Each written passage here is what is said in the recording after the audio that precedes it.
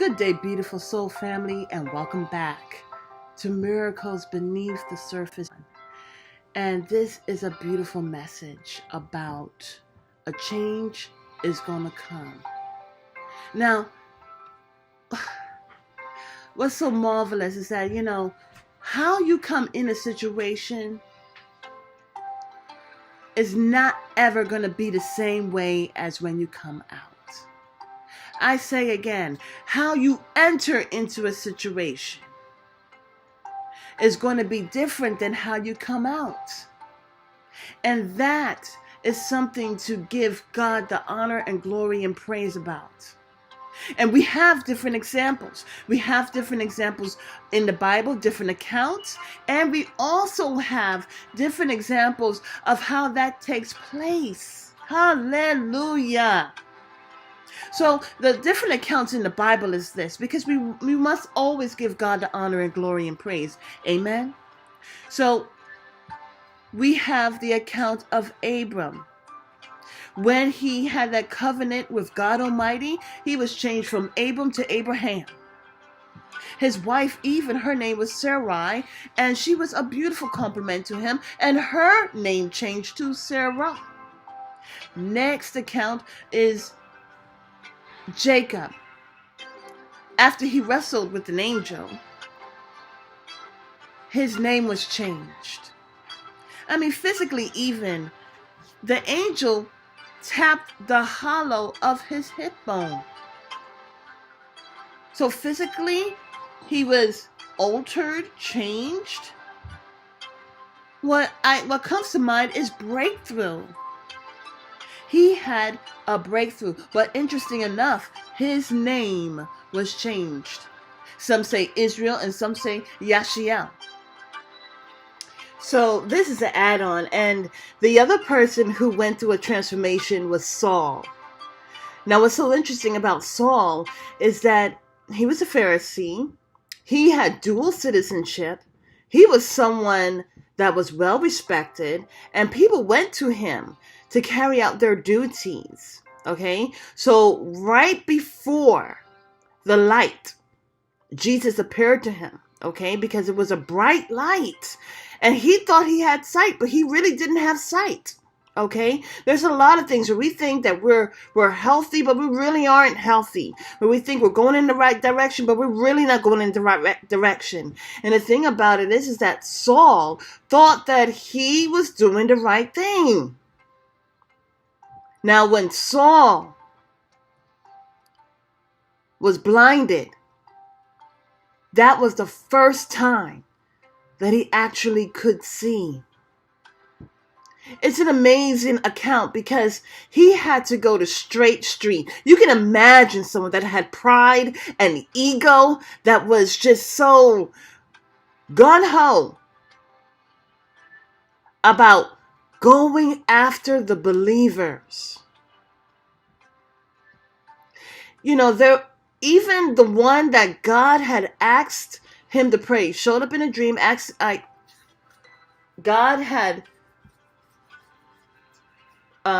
God gave the prophet, a man of God, instruction to pray for Saul and heal him,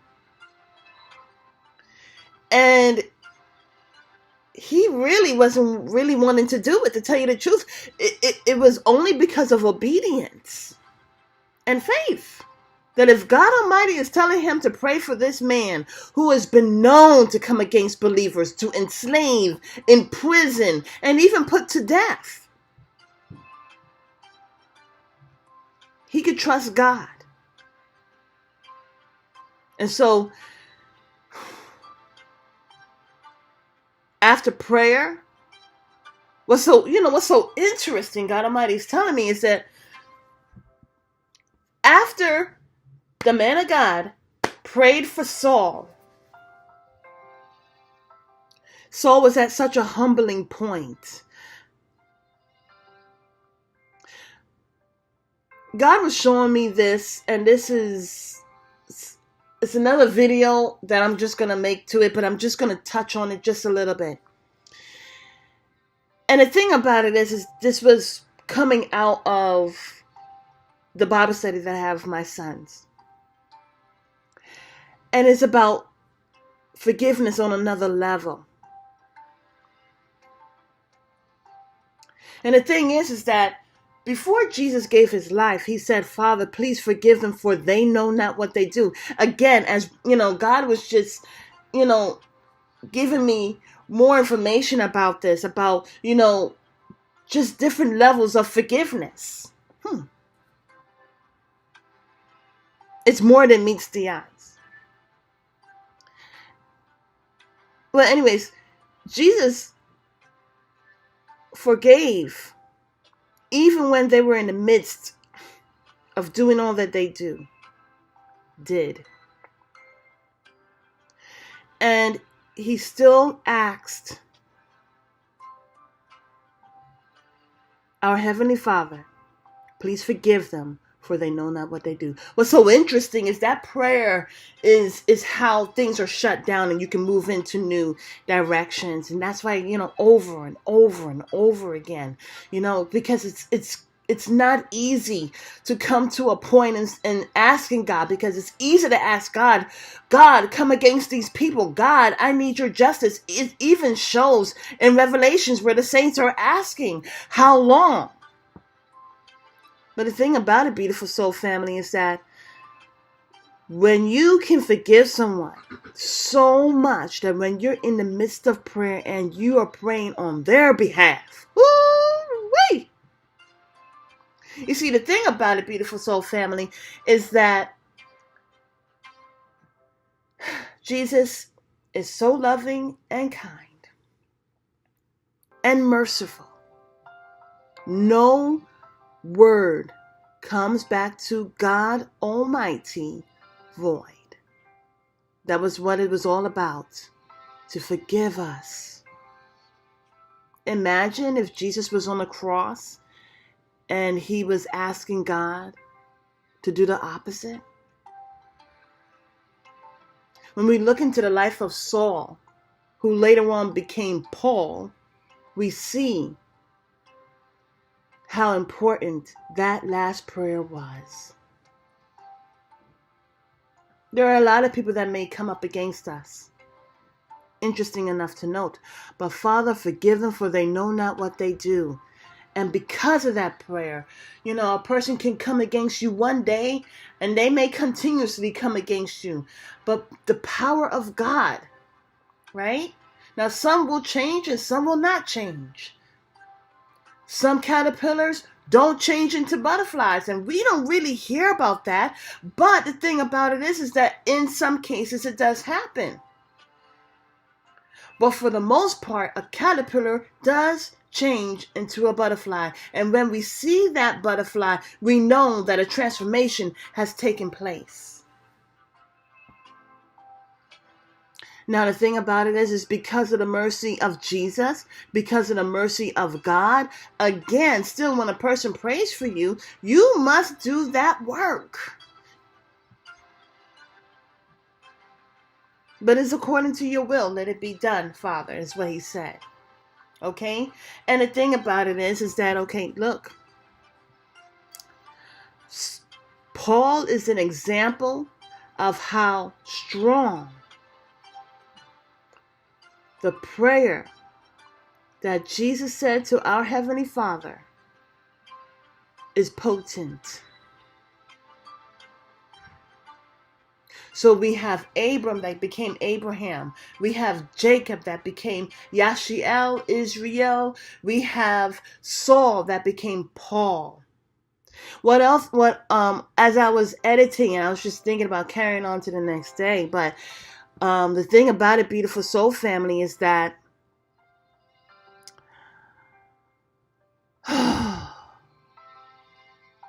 the wrestling that takes place, the transformation that takes place in the chrysalis, that butterfly is not coming out unless that transformation is complete. Jacob did not let go of that man. Really, it was the Lord, right? until he said, you're going to bless me. I will be different. I am not going to leave this wrestling without a blessing, without a transformation. When we go through different situations in our life, whether someone caused it or not, or because we're learning from it, either way we're learning. The thing about it, that our takeaway is that, God, I pray that I am transformed from this situation. I pray that I am not going to be the same way as I entered, as you're bringing me out. I pray for change. I pray for a difference. I pray for you to bless me. It was a wrestling. And Jacob was not letting go until he was getting blessed. Just like the tax collector, I'm not going to leave this prayer unless I have your mercy. And so, beautiful soul family, a change is sure to come.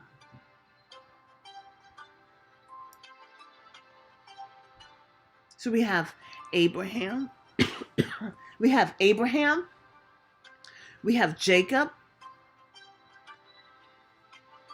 and there are other inferences in the Bible of which we will be talking about. Those two come to mind at this point. The other things that come to mind that we see, we can look it up on TV, we have experiences in our own life, or we may know someone else who's had this experience. Can you guess what I'm talking about? Well, the first one is birth, life. Either you have had children or you know someone who has had children. And what's so marvelous about that is the fact that you're different as you go into the mother's womb. There is growth. And what comes out?